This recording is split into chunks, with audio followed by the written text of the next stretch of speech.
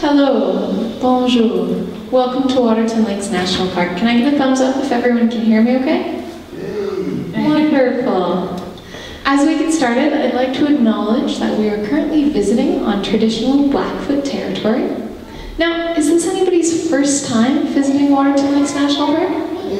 Awesome! And who's been here before? Well, if this is your first time to the park, welcome. If you've been here before, welcome back. My name is Brianna. I'm an interpreter here at the park, and this is my second season working down here in Waterton Lakes. And oh boy, did I choose quite a time to come work down here. I've seen a lot of changes over the past couple of years, from last summer's drought to the fire, and then it was crazy windy, and then it snowed like this much, and then it melted and all you guys showed up. So all of those changes got me thinking about the ecosystems that we have here. It got me thinking about the connections within them, and that maybe there's connections from the soil all the way up to the sky, holding these ecosystems together. So that is what we're going to explore tonight.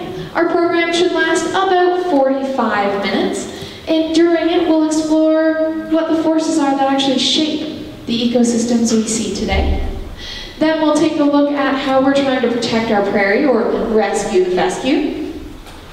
We'll use species at risk to highlight some of the critical connections in our ecosystems, and then we'll talk about how each and every one of us can be a positive force in helping to protect the park. And at the end, I will do my best to answer any questions you may have. Sound good? You ready? Well, let's go. So, shaping a landscape. When we drive into the park, we look out our windows, we're often awed by the landscape, but we tend to think of it as static or unchanging. But instead, I want you guys tonight to think of a landscape like a movie set. So, what we see outside our car window is the movie set, but if we jump way back in time, the land looked really, really different. There were a whole bunch of different forces or set designers shaping and changing the land to create what we see today. But to think of our landscape like this, we have to think on timescales so huge, it's hard to imagine. If we jumped way back in time, we'd be here in a tropical inland sea. And there'd be bits and pieces and they'd be sinking to the bottom of the sea, layer upon layer upon layer. And all of the pressure from the water would push those layers down and turn all those debris into rock. The rock that would one day form our mountains. And then another force, another set designer came in and moved those big, huge plates of rock against each other like a giant game of bumper cars. And one of them went up and the other one went down, mountain building. And then the carpenter came in, another force, the ice ages, where the glaciers, that moving ice, carved out the rock underneath it, shaping the land. And then when it warmed up, and those glaciers started melting to create rivers, those rivers were dumping bits and pieces of rock out at the base of the mountains to create what we see today, along with some set painters like fire, flood, and winds. But there's very, very little that would be created without one really important factor, and that important factor is, ta-da, dirt! No? All right, you're not nearly as excited as I am. Soil is really important. It is the foundation for all of the plants and animals to create an ecosystem from.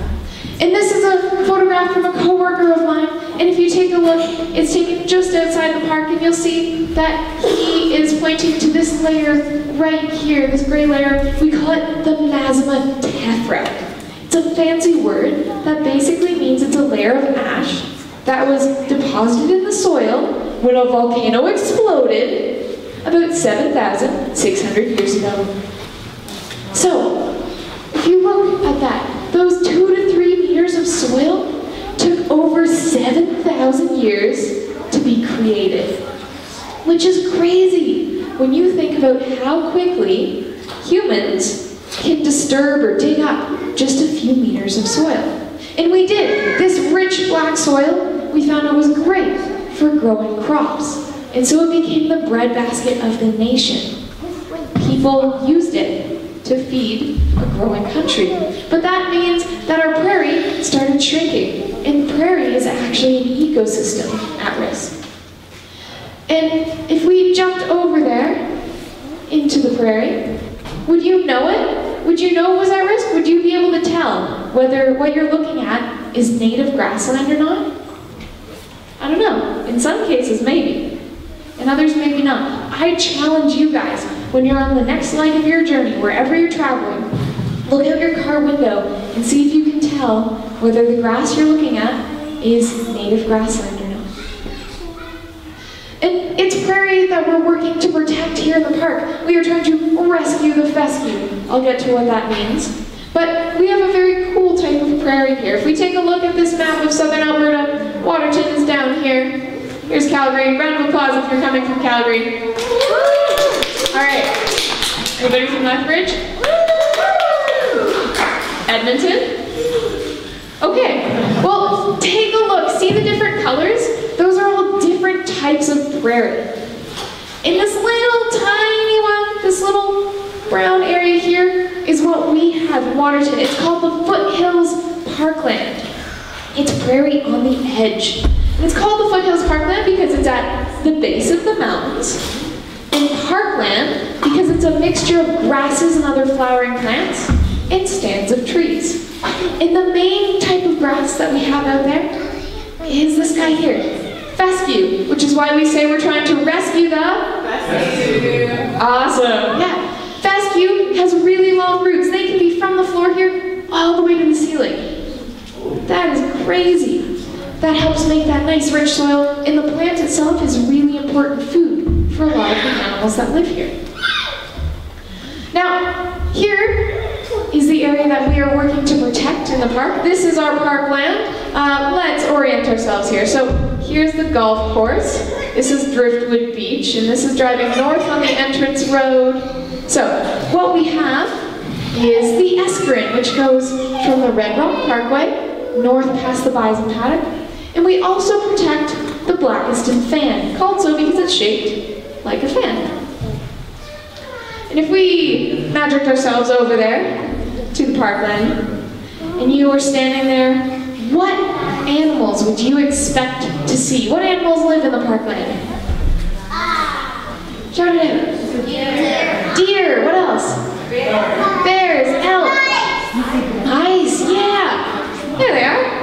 So we often think of big iconic things or little common things, but there are so many other creatures in the parkland, other connections that are often overlooked. But we'll get to that in just a minute. First, I want to introduce you to one big iconic creature who's really good at explaining some of those ecosystem connections and also has a story about species at risk. And I am talking about these guys here, the bison. So, to share their story, I need everybody to stand up for me. I know I'm making you work. You guys are all bison. And a few hundred years ago, there were millions of you roaming the North American plains. Indigenous communities would hunt some of those bison. You've been hunted, sit down, sir. You've been hunted, sit down, thank you. But there was enough bison that they could replace themselves. So if you got hunted, stand back up, you've been replaced, we would say that you guys are not at risk. You're doing just fine, which allows you to go out and do your ecosystem roles, which is eating a lot of grass. And we eat grass, good. You digest it, and you poop out a whole nice little package of fertilizer full of grass seed. You're helping the plants to grow. You guys are pushing on the trees, you're pushing them back so they don't turn the grassland into prairie. You guys are having dust baths, you're wallowing around in those little depressions in the ground. When it rains, they fill up with water to become ponds and homes for things that need more moisture on the prairie, like frogs, toads, other plants. And then what happened? What happened? No more fescue. Not no more fescue. That European explorers came over. And they started settling in areas. They settled here, so I know I'm picking on you, I'm sorry. Bye-bye. And they settled in this row here, so all of you guys are no longer with us. And we would say the bison are now of special concern, which means the threats on them have gone up and their numbers are starting to go down. And then what happened?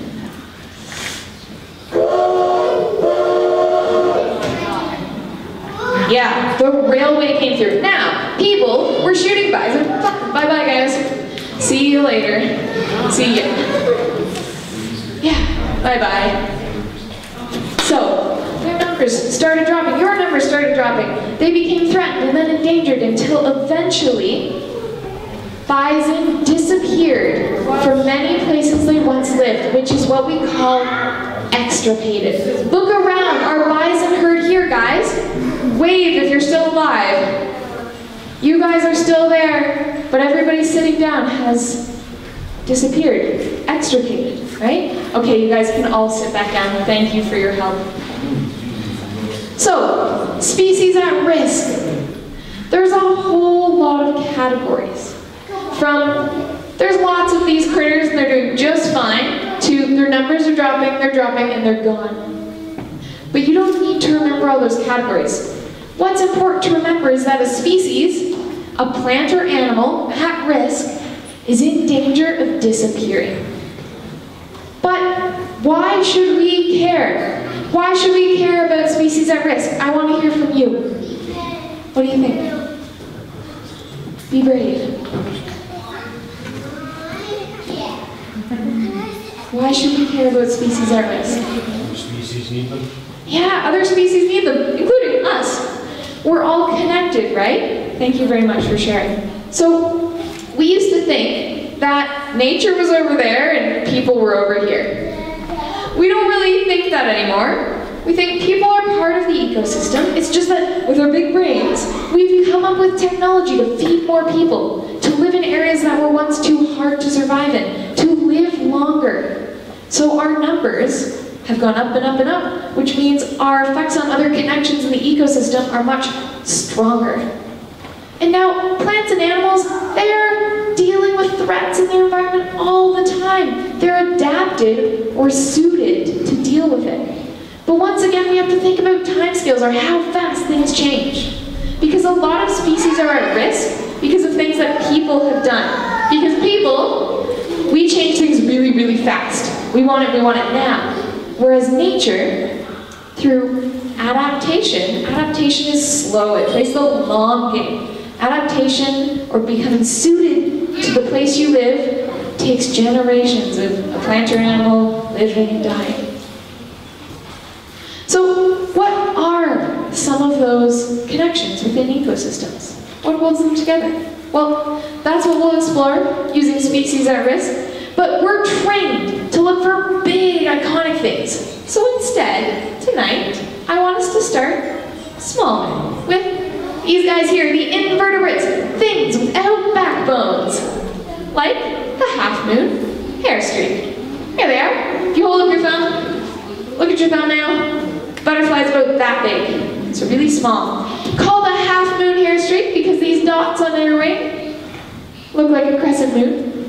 And the white bands here on the antenna look like they've dyed their antenna, hair streak. So these butterflies, what do they need in their home, their habitat to survive? What do they need? Loud. Water. Water, yeah, what else? Food. Food and? Sun. Shelter and warmth, sun, yeah. Food, water, shelter, warmth, all of the things that people need to survive. But for these butterflies, the only place in all of Alberta that they find all of the things they need to survive is right here on the Blackiston Fan in Waterton Lakes National Park. So where this red box is, I'll show you another view of it. There it is. This highlighted area on the fan, the only spot in the province these little butterflies live. So, if you see area closures, we're not doing it to be mean to you guys. We're doing it to protect the only home these butterflies have left here. Wouldn't you want somebody protecting your home if you could only live in one spot? Yeah. So, these butterflies are specialists, which means they only like eating a couple kinds of food. You can think of them like a picky eater. Anybody know a picky eater? Yeah. So, these butterflies, they love eating goldenrod. They love eating buckwheat. But their babies are even more specialized, even pickier eaters. So, once the butterfly is ready to lay her eggs, she is looking for her nursery. One plant in particular. This one here, we call it silky lupin.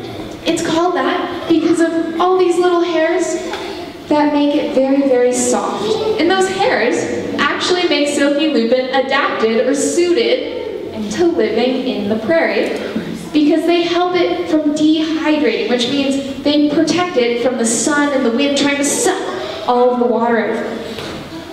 But this plant here, silky lupin, is the nursery for the half-moon hairstreak caterpillars. It's the only plant that they eat. The only one. Which is a concern because of this guy here. Who's this? I heard it up there. Knapweed. Spotted knapweed. Boo! Good, yeah. Don't be deceived by its pretty look. This is an invasive species. It's a plant that came over from Europe, and it's like a Trojan horse. So inside these little capsules can be thousands of new seeds. And those seeds can hang out in the soil and wait for years until conditions are right. They like sunny, open, disturbed areas, which we had a lot of after our recent fire, and then they go really fast. And they play dirty. They release a chemical from their roots that actually stops native plant seeds from growing. And we're really concerned about the spread of knapweed following the fire. So, to show you why, I'm gonna need some help. Anybody wanna help me? 1, 2, 3. Okay, you guys, come on up here. What's your names? Dylan. Dylan? Micah? Lacey. Okay, come on up here, guys. And I'm gonna pour out some seeds in your hand. You're all knapweed, okay? There you go. Oops, hold on. Here, I'll give you some. You'll have to take them apart. There you go. Okay, and I am a hiker. So, knapweed, I came from my house a little bit north of the park, and there's lots of knapweed around there. So, I was walking through the field, and I got lots of seeds on me, so put seeds all over my jacket. They'll stick. There you go. Good stuff. Anybody else ever come back from the hike and had this problem? Yes. I feel like I'm getting designer knapweed seeds here. Thank you, guys. Okay, you can sit back down, knapweed. Thank you for your help. So, there we go. I went for a hike. I decided I'm going to come to Waterton Lakes National Park, and I'm going for a hike because everybody hikes in their jacket, clearly. And you guys now are all plants. So as I pass you, I'm brushing seeds off. So if I pass you, grab a seed. Grab a seed. I decide something looks interesting off trail over there, and something looks interesting off trail over here. So I'm trampling around. Grab a seed. Have a seed. And I see something over there. Oh, maybe it's a butterfly. So I go this way. Grab one. Go, go, go. Go, go, go. Anybody else been hiking today? Yeah? Whoa. All right. I don't know. A butterfly must have left. I don't know where it headed. So. Here you go. All right. Now, I'm done my hair. That was fun. Everybody stand up again for me, please. I know it's an aerobics class now.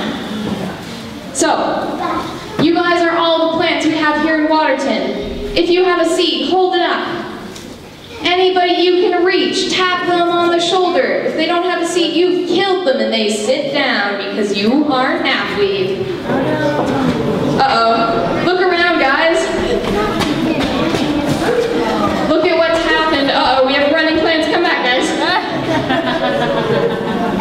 Unfortunately, it is not Day of the Triffids. Okay, take a look at how our ecosystem has changed. Because I went wandering off trail, eh? All right, thanks guys, you can all sit back down. So, we really are worried about species spreading. We're worried about invasives taking root in our park after the fire. This is a map of the park. Let's see. So here's the Blackstone fan in yellow. There's the Asgreen again. Town site's right here. The warm colors, yellow, orange, red, are areas we're really concerned about invasive plants.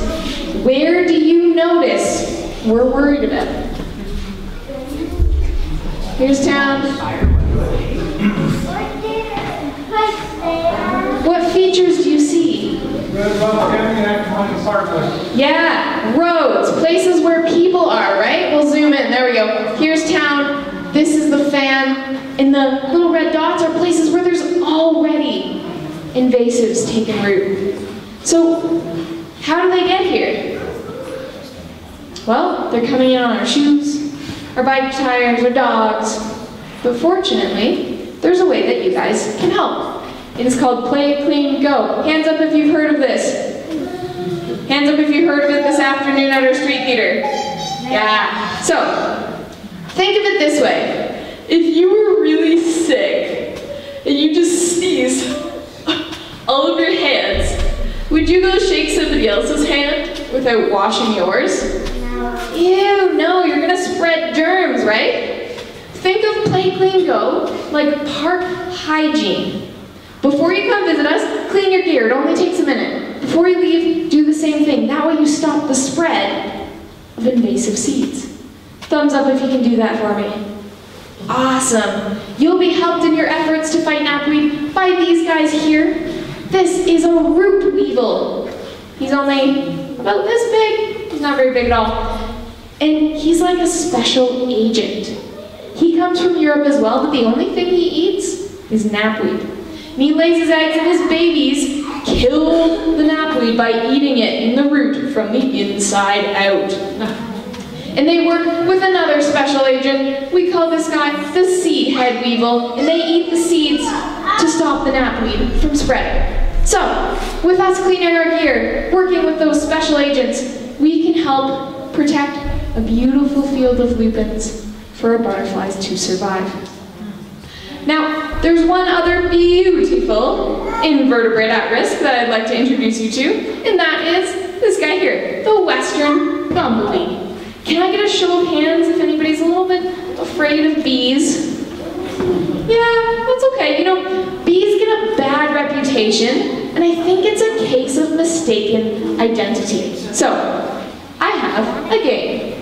I'm going to point to the pictures, and I want a round of applause for every picture up there that you think is a bumblebee, okay? A.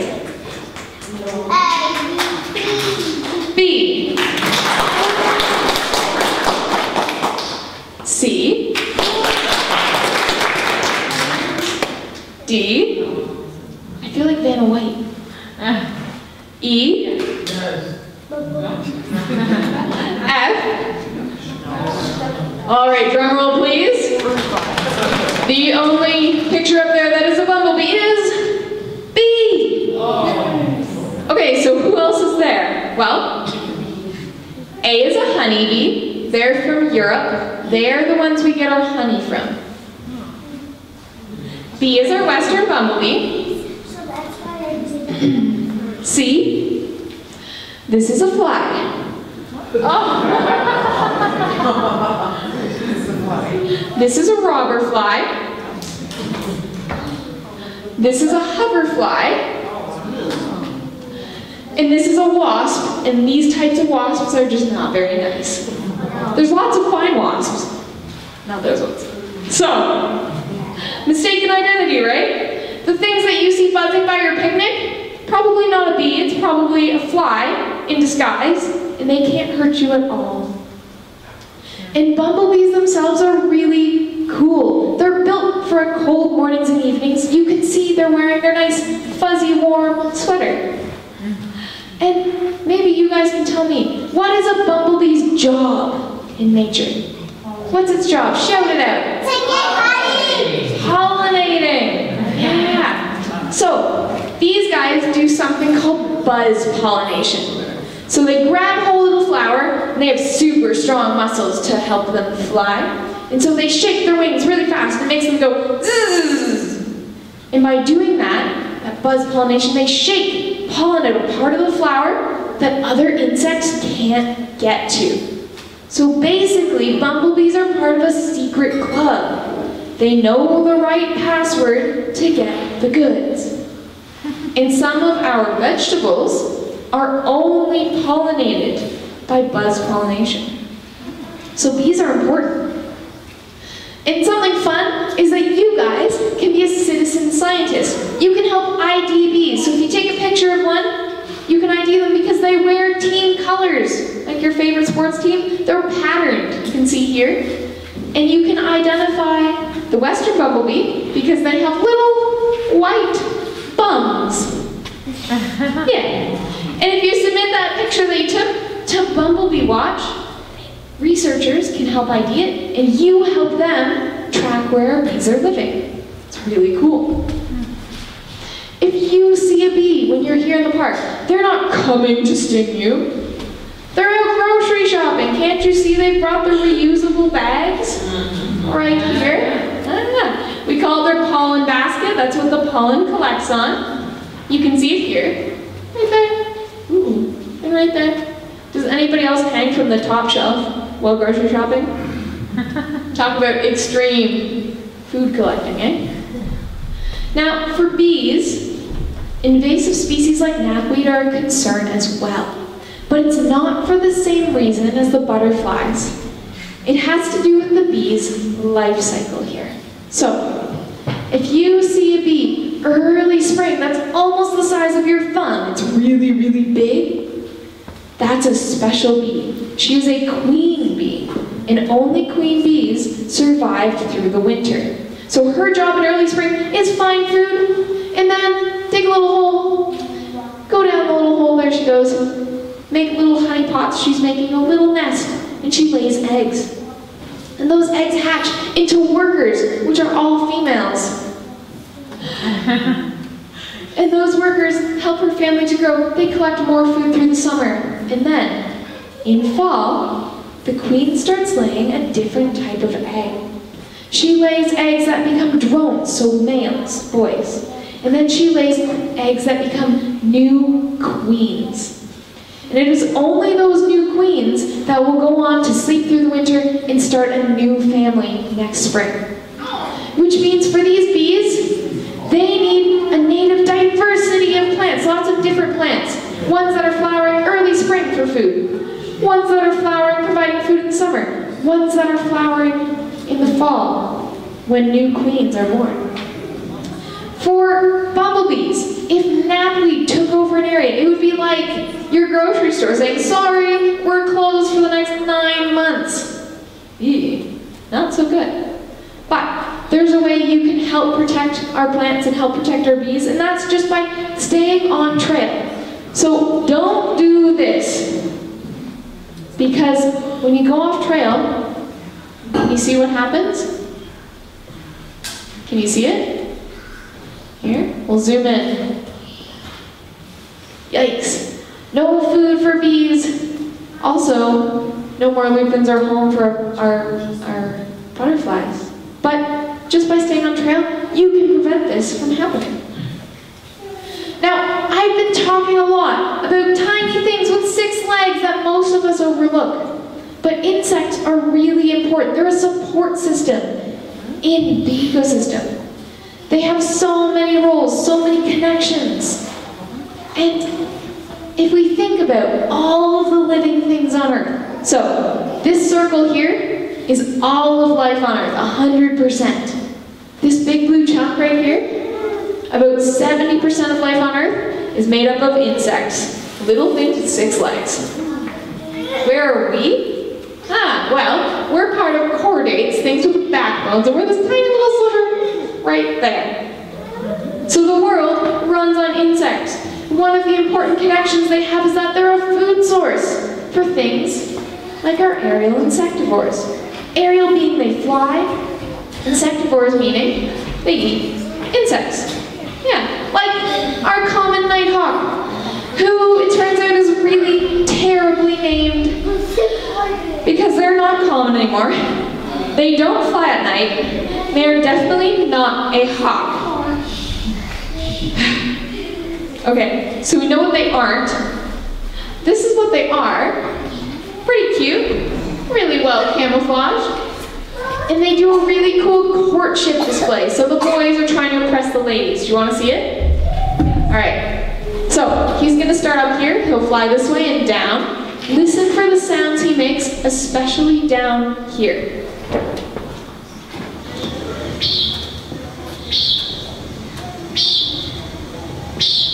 Ready? He goes into a dive. Listen here. Did you catch that? So, the males are going, Pete, well, look at me, I'm real cool. Pete! And they go into a dive, and they're flying towards the ground, and they're gonna hit the ground, but no, they pull out of their dive. And the wind, rushing through their feathers, makes them go, vroom, like a race car. So, they're really agile. That allows them to catch their fast food. But to also catch those insects, they need a pretty good bug net. This is theirs. Ready? Want to see it again? Here we go. Their mouth is the size of their face. Which is crazy. It's really cool though. You guys can watch them out there hunting. At dawn or dusk. I was fortunate enough a few weeks ago to see these guys out and about. You can identify them because they look like little boomerangs with white wing bars and a little white beard. No, they are not Santa Claus. But you can watch them out catching their food not just for themselves, but also for their babies. Can you see the two of them? One eye. There's the second one. Yeah, they're really well camouflaged, which is good because their parents don't actually make a nest. They just go, this looks like a good spot. Shh. Yeah. Now, for the nighthawks, something that puts them at risk, especially their babies, is a changing climate in this area. I promise this is the only slide with graphs. So, nighthawks are snowbirds. They don't like the cold, they fly south like some of us. But in spring, something in their brain flicks and goes, it's time to go back north and make a nest. And they do, they fly north. And by mid-May, their babies have hatched. And by the end of May, their babies are really hungry. What are they eating again? Bugs. Bugs, insects, that's right. So, right when their babies are really hungry and need the most food, there's also the most insects, the most food for them. So, this is a lot of insects. This is not very many. So that worked out really well. They timed it just to be here, just in time for the buffet. But in this area, over the last 30 plus years, we've been finding that it's been getting warmer earlier. And now this is what's happening. The cue for our insects to hatch is temperature. So they hatch earlier in the spring, they come out and party and die off. But the birds didn't get the memo. They didn't fly back sooner. They came back at the same time, laid their eggs. Their babies hatched mid-May. They were really hungry at the end of May. But now, they've missed the dinner bell. There's not as much food for them. But we think that parks and protected places act as a buffer against changing climates because we protect forests, we protect grasslands, and they store carbon. Now another concern, another threat to our wonderful nighthawks is actually loss of habitat, loss of grassland. So this is the Escarin, and we're looking towards Vimy in 1904-ish. I'm going to show you a picture from just last year, and I want you to tell me, shout out, what has changed. Okay, here we go. Don't tell me color. What's changed? Trees! The trees have hatched their diabolical plan to take over the world because people were afraid of fire. We thought fire was bad because it burned our houses, so we tried to put all fires out. But we've now realized that fire is important on the landscape. It pushes those trees back. It allows the grass to grow. It's like good fertilizer. So you'll see in many of our parks we do prescribed burns. We set things on fire on purpose. Now, last year's wildfire did that for us for a little while, but in the future, again, you'll see us doing those prescribed burns in the spring. And our songbirds, like our common nighthawks, they're important. Here's another connection. They themselves are a food source for top predators. Top predators like our prairie falcon, who hunt in wide open spaces.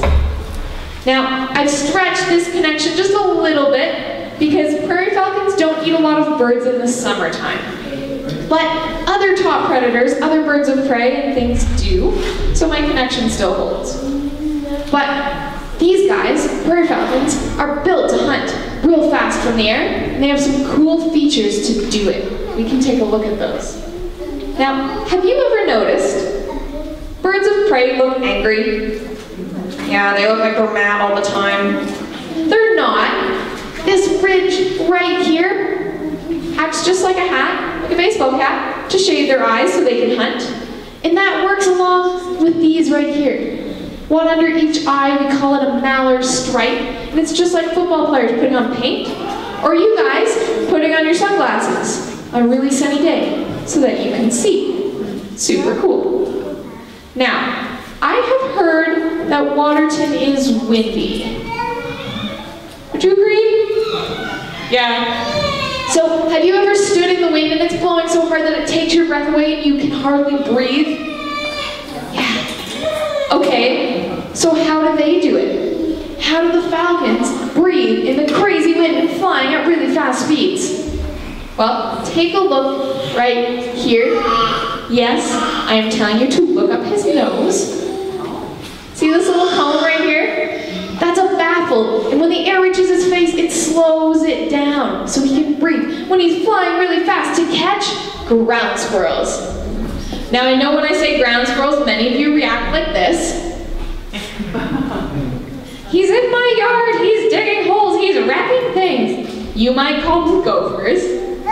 But here in the park, ground squirrels are a really important food source for a lot of our prairie wildlife. And Waterton, by protecting the prairie ecosystem, by being the place where the mountains meet the prairies, we provide hunting grounds for our falcon and a safe cliffs for them to nest and raise their babies. So we have found connections from the soil all the way up to the sky. And before we finish, I want to bring us right back down to the soil with the badgers. Now hands up if you've seen a badger. Okay, a few of us, yeah, you don't see them too often. They're really important on our grassland. We often don't think of that. These guys are built to dig. They have long, flattened bodies, and they have shovels on their front paws. Look at how long their nails are. Yeah, crazy. They dig those holes, and that turns the soil. It aerates it so new plants can grow. They eat ground squirrels, so they control the critters that are eating the plants. These guys, when they're done with their tunnels, they become homes for other animals, like, say, our western bumblebees. And for them, what badgers need is the right type of soil.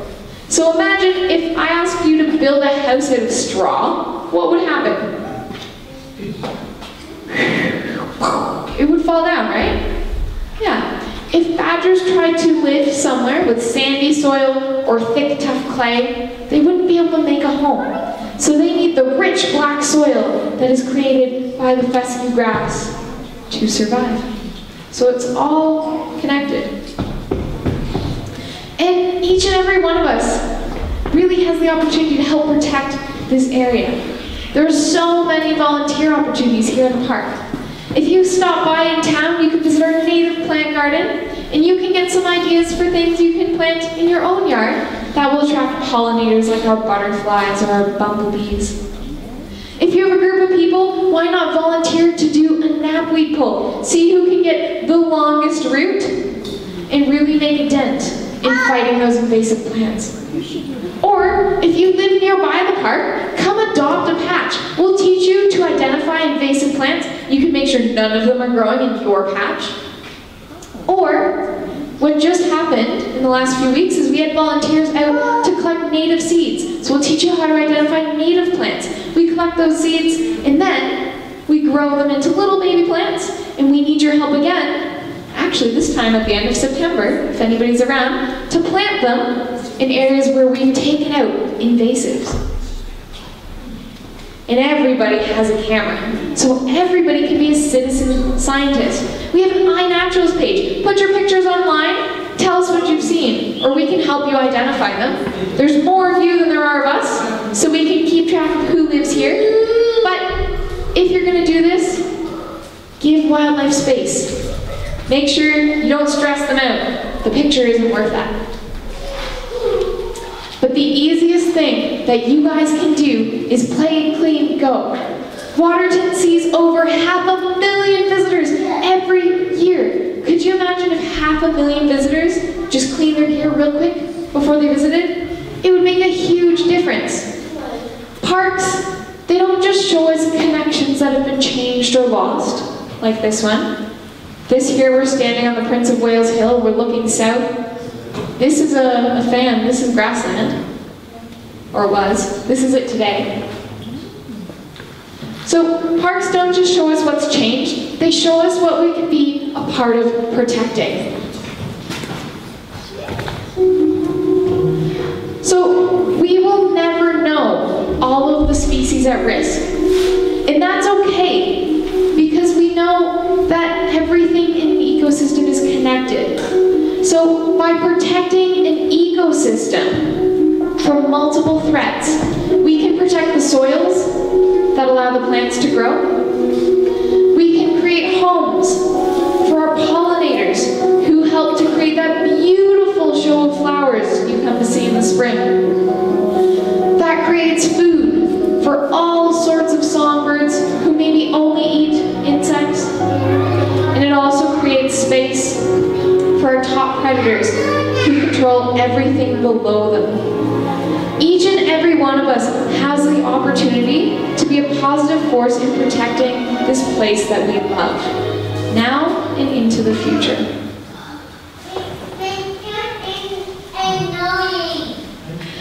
And with that, I would like to say thank you very much for spending your evening with me.